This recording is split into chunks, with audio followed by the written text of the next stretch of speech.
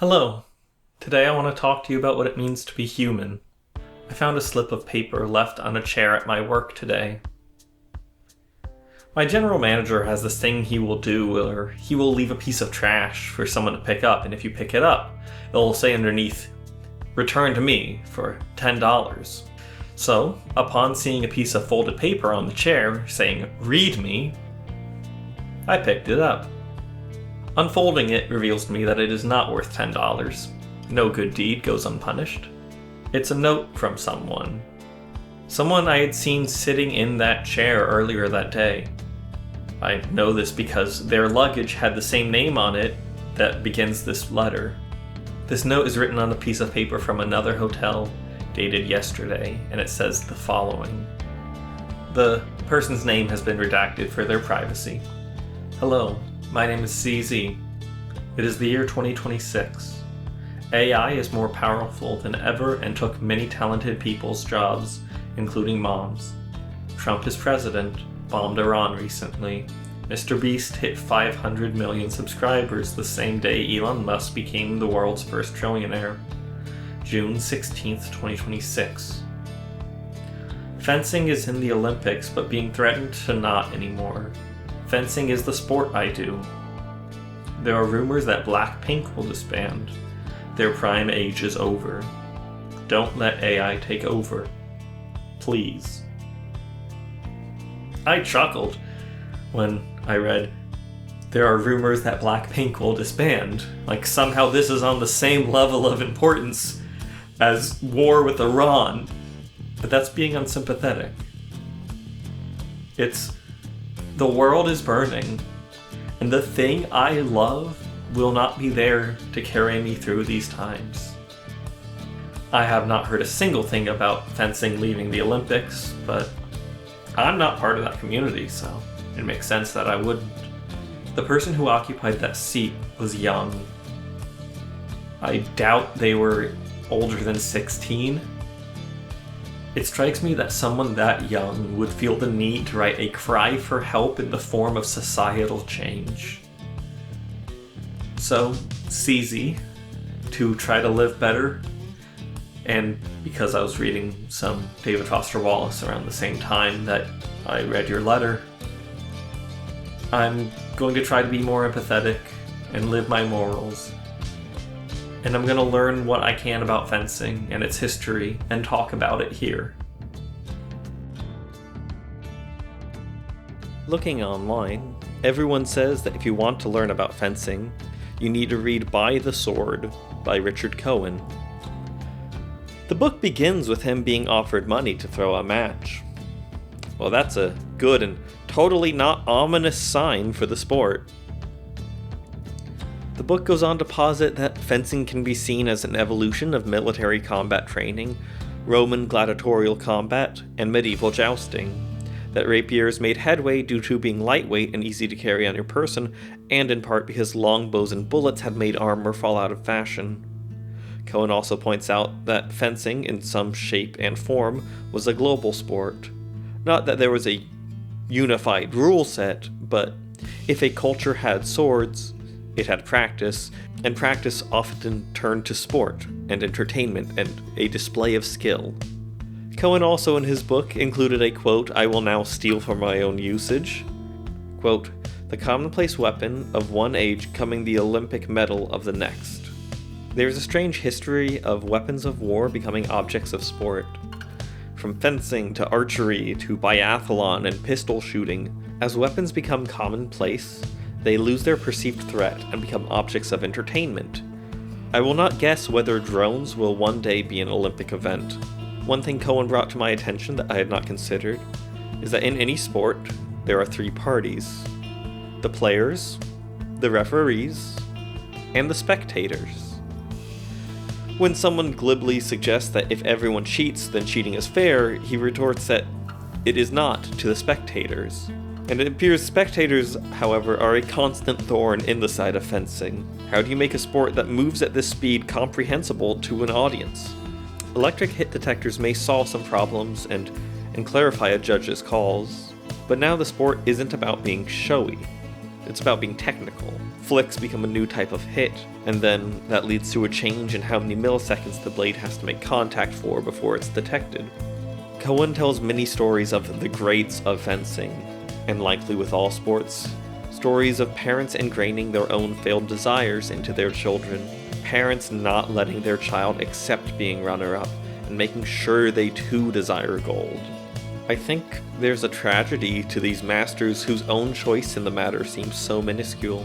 Perhaps this comes from my own lack of interest in any perceived notion of being the best, and only a desire to do what I can as well as I can. After reading the book, I used my free JSTOR account to see if I could find any articles about fencing that were relevant. I could not. I only managed to find one from 1931. It seems like there are a handful more if you have a paid account, but I don't, so this is all I've got. The one I found was a piece of pro-fencing propaganda written by the then president of the Amateur Fencers League of America. While it mostly reads as marketing copy, it addresses a problem that it recognizes within the sport. For many years, fencing was of exceedingly slow growth, the same men taking the championships year after year. This had a stifling effect upon competitions. Younger men would not enter because they knew they had no chance to win against the older and more experienced men, and this effectually put a check upon the development of the sport in this country. They of course talk about how this has been resolved, which is the great and totally reliable, people just retire early for the good of the sport. But I guess it worked, as fencing has actually grown throughout America and the world. There are three disciplines of modern fencing: the foil, the épée, and the saber. They each have their own rule set and are played slightly differently. When you picture fencing, you are likely thinking only of foil, where people can only attack the torso with the tip of the blade. Saber stands out as slightly more aggressive and fast-paced, where you can also attack with the sides of the blade. Rules became a bit more solidified when Domenico Angelo helped establish an academy to teach people, and it wasn't until the end of the 19th century that it became an organized sport, with the Amateur Fencers League of America being founded in 1891. Just 5 years later, fencing became one of 5 sports which have been permanent fixtures at the Olympic Games since the first modern games were held in 1896. I think part of understanding Olympic fencing requires me to understand modern Olympics. Before this, I just assumed that the Olympics had a program for each sport, not that they divested responsibility to other organizations.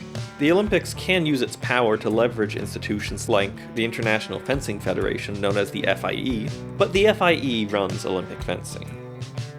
The first Olympics had 9 sports. Those sports are athletics, cycling, fencing, gymnastics, shooting, swimming, tennis, weightlifting, and wrestling. The 1895 Olympics were not the first attempt to modern the classic Greek Olympics, just the first one to be successful, and it, funnily enough, used arenas built for the previous attempts. Part of fencing's historical legacy is that the Nazis really liked fencing. In the Nazis' cosplay of ancient Roman aesthetics, fencing's honor and violence paired well with the growing national identity. During the 1936 Olympics, when America was threatening to pull out if Germany had no Jewish people on its team, women's fencing was the only Olympic sport where Germany had a Jewish person on the team. Germany internally justified it by claiming that, since only her father was Jewish, she was a bastard. She sig heiled on the podium. She did not get gold. The Olympics have tried to remain apolitical, and by this I just mean they've let countries engaging in various crimes against humanity participate.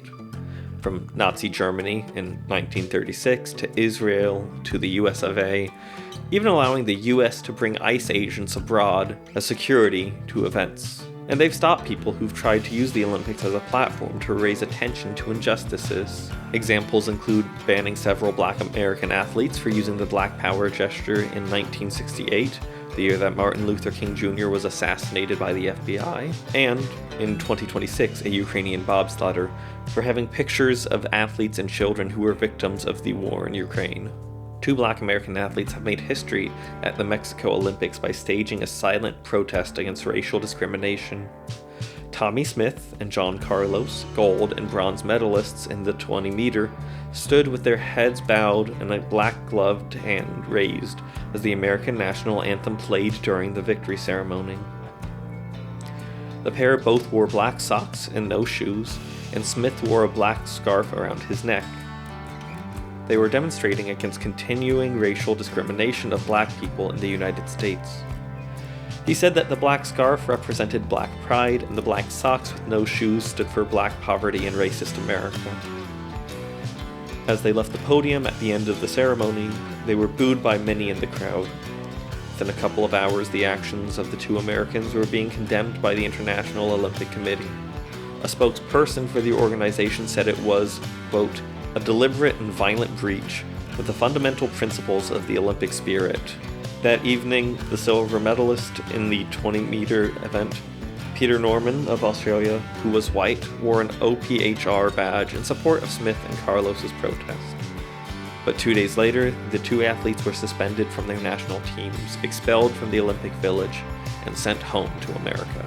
They've let Russia host, despite Russia banning any, quote, propaganda of non-traditional sexual relationships, which just means LGBTQ people being in any way visibly queer, which was pointed out to be against the Olympic Charter as, quote, any forms of discrimination with regard to a country or a person on grounds of race, religion, politics, gender, or otherwise is incompatible with belonging to the Olympic movement. But this is what being apolitical always means, turning a blind eye to the injustice we'd rather not see. Don't react in a non-respectful way when the anthem of a nation at war with yours plays. We don't want to think about it. It's just sports. How valid are CZ's concerns for fencing status? Wikipedia does list some controversies involving FIE's Russian ties. One such issue that happened was Olga Karlan, a Ukrainian saber fencer, was disqualified in 2023 for not shaking hands after a match, when shaking hands was no longer listed as a requirement after COVID in 2020. Daily Kos reported that the International Olympic Committee strongly disagreed with the International Fencing Federation's actions. In a highly unusual move, they invited her to the Olympics because her disqualification from the World Championship means that she is unlikely to qualify for the Olympics. I then found a video called The Most Serious Threat to Olympic Fencing in Decades by CyrusOfChaos, who said that Olympic fencing was in hot water for getting politically involved recently. And as mentioned earlier, the Olympics don't like it when you get political. Basically, and watch his video if you want a better understanding, due to Russian ties and due to the war with Ukraine leading to the removal of Russia as a team in the Olympics, allegedly the FIE wanted its president to write a letter to Trump about letting Russians compete in the LA Olympics. To the best of my research, all of this stuff seems true, but I cannot personally verify if it is at risk of being removed from the Olympics or if just the FIE is at risk, with the Olympics just replacing the leadership while leaving the sport. The leadership of the FIE being replaced seems like it could be a good thing based on this very limited research I have done on this topic. A reason why there's a limited amount of research done on this topic is because people from within the organization don't want to risk their personal safety. And we'll get back to this later. As of 2026, we know that Russia and Belarus are allowed to participate in the Olympics. Though Coventry said the IOC will review the protocols around the use of Russia's anthem and flag at a later date, and that the IOC will not organize IOC events in Russia or invite Russian government or state officials to the events. I ended up asking some people I knew if they knew anything about this, and it was a split between I haven't heard anything about this and no, it's not. I asked the subreddit, and there people weren't afraid of it getting removed, but they did bring up some more details. There have been rumors of fencing getting dropped from the Olympics since the 80s. France and Italy would have an absolute fit if fencing was dropped. I would be shocked if they removed fencing from the Olympics. I don't see it happening anytime soon. It would be a huge deal losing one of the 9 original Olympic Games from 1896, all of which seem unthinkable to cut, but it's on the table. Many IOC officials, present and past, have strong personal connections to the sport, and international fencing has bent over backwards to address many of the issues the IOC identified that could threaten its Olympic status. While anything can happen and other sports are cut every Olympiad, fencing has actually grown at the Olympics. With other sports pressing for inclusion and expansion, it's not good enough to just stand still. Fencing has to promote itself and make sure there aren't going to be any scandals that will make it easy for the IOC to eliminate it completely from the program. I did manage to get in contact with CyrusOfChaos, and he provided me with some more resources to back up the claims he made in his videos. This was extremely helpful in my process of understanding the context in which these claims were made.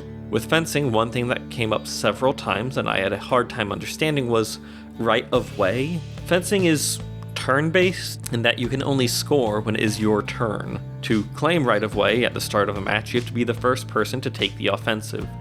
Or, in the event of 2 fencers striking each other simultaneously, the person whose offensive began first would get the point. However, parrying a thrust would swap the right of way. I have watched a good few matches now, and I cannot always tell why one side gets given right of way over the other. Turns out it's hard to judge 2 people's sudden movements simultaneously. So, how would a ref know how to make that call? Oh, by the way, refs are often coaches. It's 2 sides of the same job. So, after several videos on YouTube breaking it down, the main takeaway I felt, and this is not anything other than my own observation as someone who barely knows anything about this sport, was that in the event of a gray area, which seems to happen a lot, currently they just vibe check it. And this is where the potential for controversy comes in, and why I think the sport is in trouble.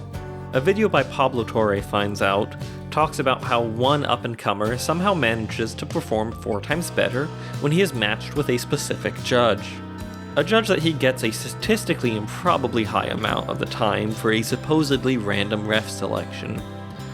Now, is it just that he has off days that happen to perfectly line up to create this appearance, or is this a judge picking him to be the winner? This sport that is on the Olympic stage, by having a rule set that can be turned into a judge's seemingly suggestive call, is viewed as easy to be exploited. Marcus Scholes, a 17-year licensed Olympic referee in saber and foil fencing, said that 50% of the top 20 refs were corrupt. How many, by percentage, would you say, referees right now are corrupted in saber fencing? If you have, let's say you take the top 20 referees, about half. That's a lot. On top of this, Andrew Fish, CyrusOfChaos, has talked at length at how there is a complete lack of transparency coming from the FIE. Such examples include FIE appearing to ban filming of events, a thing which people find important, both families and, especially now as people are alleging judges to be corrupt. FIE has also changed some rules for equipment manufacturers, making them now have to pay a safety certification fee, which appears to onlookers as just a form of monetization. Andrew states that he's reached out to the vendors who have gotten back to him about their displeasure with these new fees, while FIE has remained silent. I reached out to the FIE for comment and they didn't respond. If I was to be charitable to these judges, I would say there is a chance that this is bias and it isn't due to corruption. Just humans unconsciously picking their favorite person to win. Do I believe this? Not really. Especially not in the age of sports betting apps. Another problem appears to be that a federation of 3 people has the same voting power as that of 50,000. How lovely that fencing has the same problem as the American Electoral College.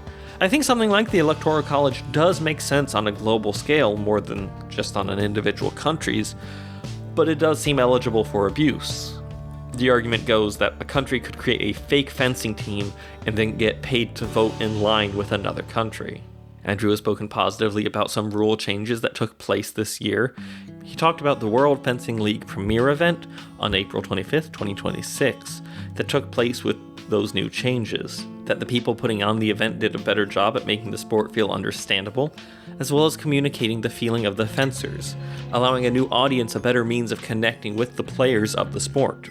It does feel important that I also add that Andrew has been recently listed as persona non grata after making his video the most serious threat to Olympic fencing in decades, which is either because he's right and they want to silence him, or because he's starting fights and making people scared. He claims that he has 2 lawyers check over the scripts for my videos before I record anything. Before I do that, I double check what I have written to make sure everything is sourced appropriately. Then, whenever possible, I put my sources in the video information section of the video. They have no actual grounds to dispute the things I have said, so they are attacking the messenger instead. While I've been unable to 100% confirm this, if this is true, he probably knows what he is saying. He appears to operate one of, if not the, largest collection of fencing footage there is. He has received statements from other people within the fencing world, that being equipment vendors, former referees, and has also interviewed and been interviewed about these topics. In other words, I do not believe Andrew to be a malicious actor. I haven't seen him selling anything that he would be getting a cut of or listing alternatives that he would be making money from. I can tell Andrew deeply cares for fencing as a whole. I can tell that there is no transparency from the FIE, and I can tell that this lack of transparency has destroyed trust within this institution for a lot of people. A lack of transparency doesn't always equate foul play, but I'm not someone who thinks that respect is given to people in power just because they are in power. It has to be earned. To some extent, when there is this much suspicion around the actions you take and you don't do anything, it certainly reads as foul play. You could argue that he just operates a small social media account and that's why they don't answer him. But if that was the case, they wouldn't have listed him as persona non grata. They would have continued to ignore him. I didn't reach out for comment from the FIE because I don't think they'd respond, and I don't really think institutions understand what makes a sport special. The people are the sport, and it is their diverse collections of thoughts and opinions that matter. When I was done with the research part of this, I sent an email to the 4 local fencing institutions in Portland and asked them if I could either spectate or film matches, as well as interview members about the sport. Oregon Fencing Alliance was the first and only to get back to me, and suggested what would be a good day to stop by. OFA specializes in saber fencing, and its members have made it to the World Fencing Championships and the Olympics. Watching in person, I see more of the detail of the footwork of the sport, your leading foot parallel with your sword arm and your back foot perpendicular.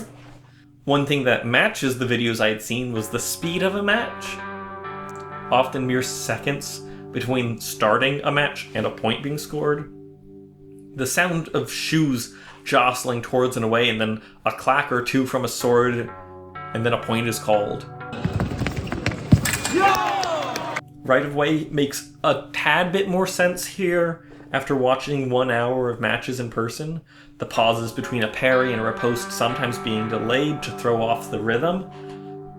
It was mentioned to me by the staff here that saber often gets categorized as a more brutal and reaction-based sport, and seeing this for an hour, it appears to me to be just as much of a thinking sport. I talked with Elliot Clinton, office manager and assistant coach, and Jeff Larson, assistant coach at OFA. The first thing Elliot told me was that most adults take a break at the end of the school year as the competitions have ended and they need some time to recover post a constant intense training. So currently there would only be adolescents, and so I decided I'm not going to be filming anything there. I was very surprised at how young the kids start this sport. I believe one of the kids practicing there was like 8. In truth, they start every sport really young, but this one feels strange, perhaps because a part of me still sees these swords as weapons and not as a tool for sport. When I talked with them about the accusations of match fixing, both of them referred to it as an open secret. And when I asked Elliot a follow-up question to get more details, I was told I can neither confirm nor deny. From these conversations and the research I've done, it seems like the FIE has not done anything to provide people with an outlet to report when they have been confronted with a bribe to fix a match.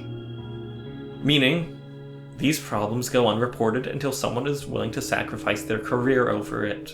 In fact, Jeff was a ref at one of the most recent times the FIE came under fire and was interviewed about what he had seen. Jeff said that there are likely only 10 bad referees, that over 90% of the refs were upstanding. He believed that a judge making a call based on personal bias was not an issue this community faced, as the community is so small and everyone knows everyone. When I mentioned CyrusOfChaos, Jeff mentioned to me that he used to room with Andrew and stood by his character as someone who cares. He said Andrew had stirred the pot, and it wasn't unexpected that the FIE would want to deal with him, but after decisions like no filming matches, even for parents, this all looks incredibly suspicious. He said fencing might be at risk once the Olympics head is replaced, as the current one is an ex-fencer, but after that, he wouldn't be surprised if the next one gave them one chance to get their act together and then gave them the boot. I asked Jeff if he thought the children who were fencing here knew about fencing being at risk, and he said with a sense of certainty, no, they're not operating at that level. But one of these kids in this sport is. Maybe CZ is an outlier, but I cannot tell. Jeff said that if the Olympics cut fencing, that it would return to how it was in 2001. That it would drop in popularity, because many colleges and families take part for the chance at being in the Olympics. And no Olympics means no funding. The solution that seemed to be on the horizon was computerized refs that would replace human bias. In my research, I had heard talks of machine learning judges being worked on. Generative AI is not the same thing as analytical AI, but this is still putting people out of jobs. While work may be only $200 per day, I don't feel perfectly confident in saying that this doesn't matter. So the question is there a solution that will be thought up before people lose their jobs? I don't know how CZ ended up hearing this theory. If it was found online, or if a friend or family member had found it online and told them. In the extremely unlikely chance that you found this video after writing that letter, I think the concern is positive, as it is good to hold yourself and your community responsible. I think the concern for your community not treating other members fairly is important. Conviction matters. Solidarity matters. I think the issues are real. I think that if these issues are untreated, then perhaps the threat to its Olympic standing will become real. Perhaps this is because the decision for the upcoming Olympics was made on June 23rd, 7 days before this letter was written, that I am able to say this. Right now, though, people are trying to use children as a reason for ID verification on websites.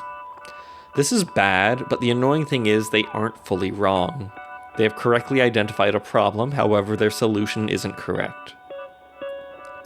There were no infinite feed algorithms for me to stumble upon when I was growing up. So while I can say growing up alongside the internet was not bad for me, it is a different internet today's children are interacting with. Again, that doesn't mean we need to begin age verification. It means we need to regulate algorithms. We need to punish companies for using the same design practices that keep people at slot machines. I'd happily sacrifice algorithms to only have people I follow in chronological order. In my Night Rain video, I talked about the importance of not drowning out everything. I'm not issuing a correction, this is just an addendum. That message was for people with agency. CZ, the fight isn't yours. It will be sooner than you realize, but right now it is not. Right now the fight belongs to me and other people older than you. Being aware is good, but do not let it destroy you. Know what is in your power, and know who you can best reach. You need to be a human in order to fight, and to be a human, you need to not be destroyed by the overwhelming everything that is going on right now. Children should not be given this burden, to be afraid of global war, to know what a trillionaire means for humanity. I'm not preaching ignorance. I'm lamenting algorithms designed to keep you hooked on bad news and feeling powerless. It is tragic that children are given all of this to grieve and no autonomy. I'm glad to see that this person's heart is in the right place, but we failed them. They should not have to worry about this when they are not given any means to enact their own agency. Algorithms, even when they are not sending children down the alt-right pipeline, are still destroying these people's lives. The world has changed so much since I was a kid, and I don't think we've come up with a good answer for how we're meant to deal with that. Telling a child, you do not need to care because you are powerless to stop this, is almost certainly not the right message. But at the same time, right now, this is true. How do you let a child know that this stuff is terrible without putting a burden on them? Without building apathy? We need to do a better job teaching children how to interact with the darkness in life. We need a children's film that deals with watching the horrors of war unfold on your phone in vertical format, the same format that you view yourself and your friends. This isn't a joke. I genuinely think this movie needs to get made. Despite not enjoying my time with the movie, I found myself unable to stop thinking about the movie flow. In retrospect, it does a great job at being a film about processing climate grief for children. The film is about a climate catastrophe stripping people from their familiar life, and after that ends, the damage and the loss of life that lies in its wake. The last shot of the film, showing our protagonist comforting the dying, and then seeing themselves in the reflection, maybe not physically changed, but not the same. Children are being made to grow up incredibly fast, and the creatives need to find a way to equip them for their lives. To give them the tools to process the feelings that don't have a simple answer. I know I'm a novelist, but I don't know how to do something like that. When I was growing up, my parents really did not keep a lot of secrets from me or my sibling.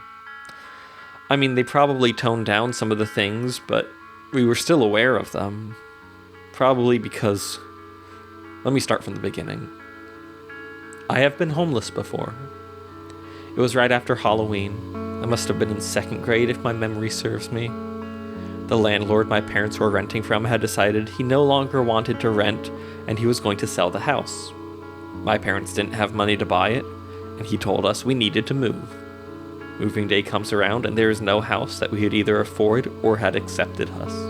We load up the U-Haul, go to one of those fairs with games to play and candy to win, and we didn't go home to that house afterwards. We didn't sleep on the street or in a car, thankfully. Some family friends had a spare bedroom that me, my sibling, and my parents all shared. For 3 weeks we stayed there. Without those people, I don't want to think about what we would have done. Thank you to Chris and Wendy for being there for my family. For over half the years I would spend in that next house, we would be eating rice and brown lentils for dinner for what felt like 5 out of 7 dinners. Ground turkey with McCormick's seasoning salt, broccoli, and white rice was a delicacy. My parents didn't lie to me that things were great because it would have been an obvious lie. And also, it had already happened. This was the reality of things. Sometimes they'd sit me and my sibling down and we'd get told, hey, we don't know what's going to happen this month. Thankfully, it would always work out. My parents were also open with us about the several miscarriages. They let us know what the adults in our lives were going through, like divorce or cancer. I saw death at a young age. The church my parents ran the kids' church of would go to an old folks' home and sing hymns for the elderly. I still remember Dorothy, art and his peanut birds, and that guy who played the slap hand game with the back brace who looked way too young to be there. And then you show up one day, and one person isn't there anymore. And my parents told me they had died in a way that I could understand. I remember interacting with death when it came for my teacher's son. His death was meaningless. A soldier who died outside of combat, but at times I feel like perhaps it was a mercy to die before you take a life. I think that honesty my parents gave me is a very important thing. I felt respected when my parents were honest with me about what was going on. We were being told the truth, but we were not being burdened with the details of it or what to worry about, of just how close we were to sleeping at a friend's house again. My parents weren't perfect. They've made their fair share of mistakes. I think there were times where I was informed of things I didn't need to be concerned about, but if I think about what I got from them that I want to get rid of, it's mostly a resolved list. This is the balance we must find. I am not a parent. For a variety of reasons, I really don't want to be, but also I think that leftists not having kids due to climate anxiety might lead to them not fighting as hard as they would if they actually had kids. But also, not having kids gives you more time. But also, I've watched First Reformed and, well, there's no way I want to bring a child into this. When I ended up buying my copy of By the Sword by Richard Cohen, I brought up to the cashier that I had no previous history with fencing until a few days ago, where I heard about this whole thing of fencing leaving the Olympics, and they said, oh, thankfully that was resolved, it's not gonna happen. And then they immediately tried to invite me to what they recommended to be the best fencing location for a beginner. They told me to avoid the MMA guys because they're doing something else that you want nothing to do with. I love that they're this passionate about fencing, that they're so excited that someone might be interested that they want to tell everyone, here's how you do it best. This all points to them knowing what they're talking about when they're saying it is not a thing we need to worry about anymore. However, while it currently seems resolved, it still is not the end of this story. In the book By the Sword, Richard Cohen mentions that in the late 1980s, the IOC's dictatorial head made it clear that he wanted the Olympic fencing program streamlined, where the sport might be dropped from the games altogether. He goes on to tell the story of a conversation he had with a friend who is a technical director for the FIE. The two of them discussed how the sport had changed now that it is televised and that hits are electric. The friend says, if we are out of the Olympics, then we are finished. Every sport tries to get better and better for TV. We can't perform a miracle. With the switch to make the sport more understandable to television watchers, new countries have been able to take medals, which in turn has increased the sport's audience. Cohen goes on to say that he heard fencing would stay in the Olympics until at least 2008. So is fencing always at risk? Is it every Olympic sport is actually always at risk? Are the Olympics holding fencing over the fire because they love it and want it to get its act together? I don't know.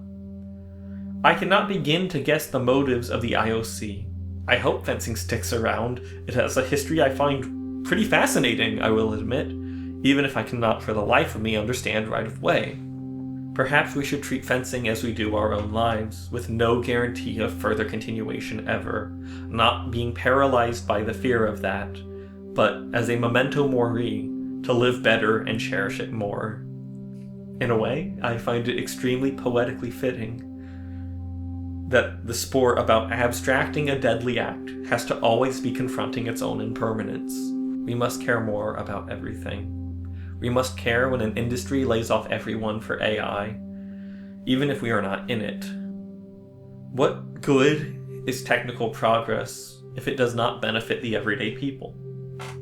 We must empathize with someone when they lose their favorite band, their sport being pulled from the Olympics, even if we do not watch it. We must care for these things because they are deeply human. We must show solidarity amongst strangers because if we don't, we won't make it. Don't let AI take over. Please.